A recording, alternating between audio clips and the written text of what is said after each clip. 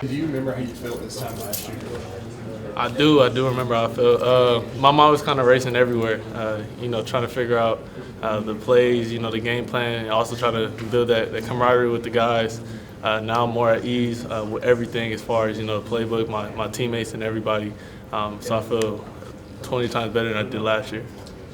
How have you gotten to this point, especially with staying in the pocket? I know that was a huge point of emphasis in this offseason. Do you feel like you've improved vastly in that area? Of course, just it comes with the work that I put in day and day out. Not just with myself, but with the guys, also the coaches and my quarterback coach back home. Being able to just put in that work, just constantly get better, day by day, and that was my goal personally, was to get 1% better.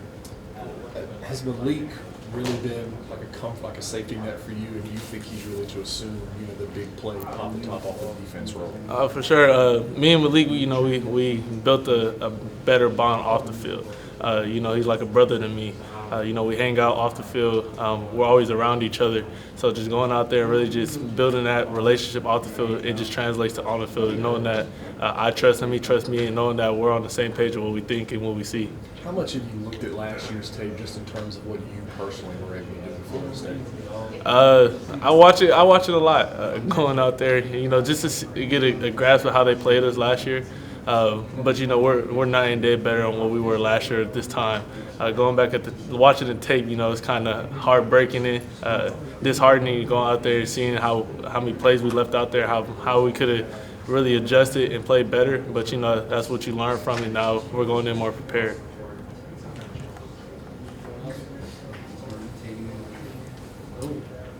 Chris Hilton and Brian Thomas, are they the two quietest wide receivers in the room? Most definitely. They don't talk a lot, but when they talk, a lot of people listen. You got to warm up. They got to warm up to you. That's how they are. And once they warm up to you, they talk a lot. So they're very quiet though. These two going into their third year. Chris has battled injuries. Brian's been pretty solid, but this is kind of his NFL year, so to speak. What do you think about those two guys? Yeah, the work they put in constantly, day in and day out, not just transforming their body, but transforming their skills, their preparation, how they came in as freshmen and how they are now as juniors. It's night and day from what I was told. Going out there, and those guys are really just putting in that work, and they want to get better, they want to help the team win, and they want to accomplish goals, the team goals and their individual goals also. I'm curious about your thoughts about Will Campbell getting the number 7 for this team. It's great. It's an honor that Will got that. I'm proud of him. He worked for it, especially being from Louisiana. He grew up watching those type of guys to be number 7. He's a playmaker also. He might be a big guy, but he's a playmaker. And it's just an honor for him to get that. I'm proud for him to go out there and really just put on for the number 7. He's a part of the tradition, but he also started a new tradition as the first lineman to wear 7. O-lineman wear 7. So, I'm happy for him. I'm proud for him. And, I'm ready to see what he does on Sunday. How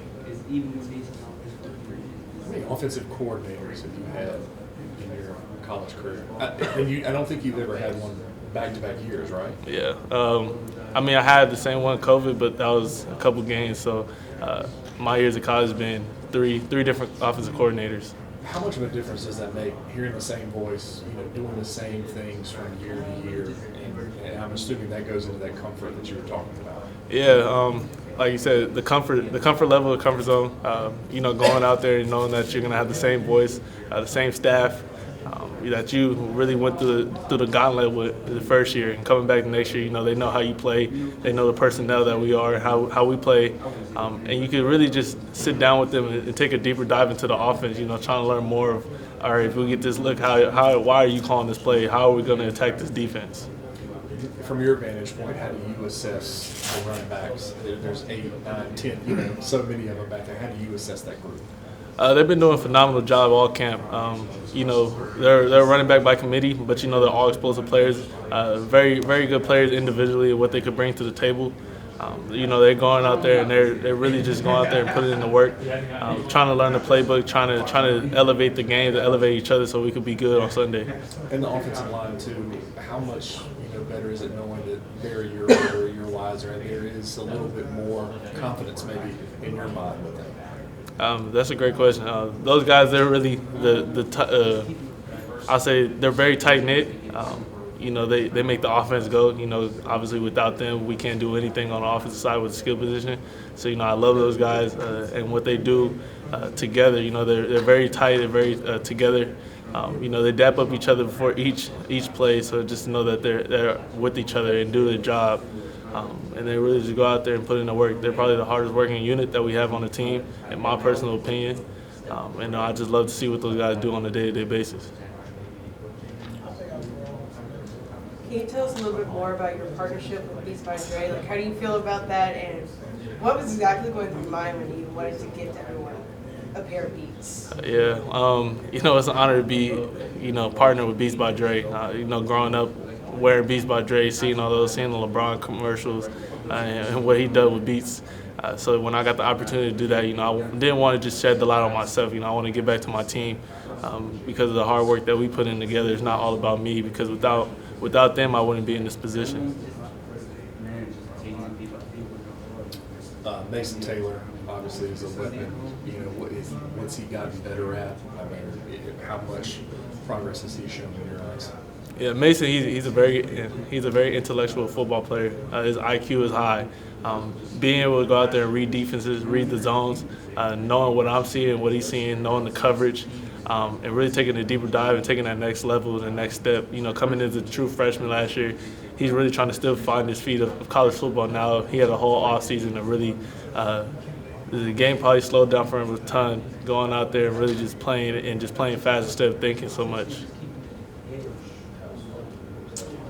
Will Campbell and Emory Jones, what do you see out of their relationship every day, and how they're kind of anchors, young anchors, on that line?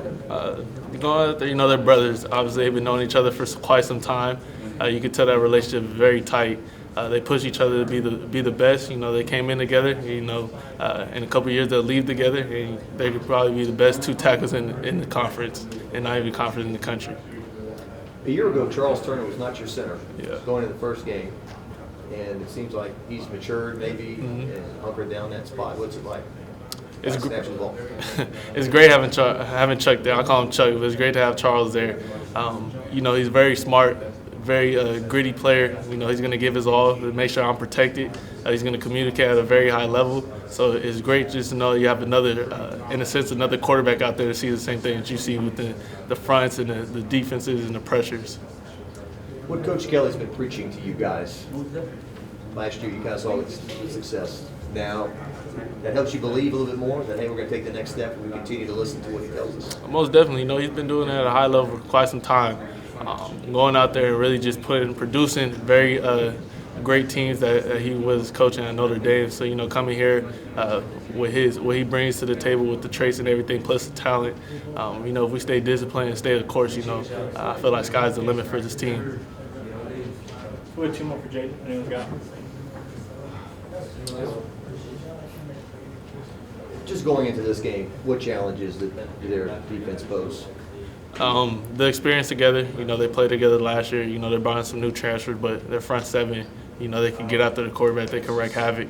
Going out there and really just playing that game. So, we always got to be on high alert for the different pressures that they bring and their athleticism on the edges. They can come out there and they can really cause havoc. If we don't handle the pressure right, if I don't make the right calls or I don't get the ball out, taking negative plays, they feast on negative plays. So once they get you in third or second long situation, they're coming after you. And just they parts when you throw the ball down the field, right? But if you run, you can run for 30, 40 yards. So how do you strike the balance there between continuing to be dangerous as a runner as well? I wouldn't change my game, but if I have opportunities on the outside, just to take them. If the defense gives me opportunity, they want to play soft and give me opportunity to run. I'm still going to be the same player I am. I'm never going to change just because that's something they ask me to. At the end of the game, at the end of the day, the name of the game is winning. We want to win. So whatever I can do to contribute to help the team win, I'm going to do that. Thanks, Jayden. Thank you.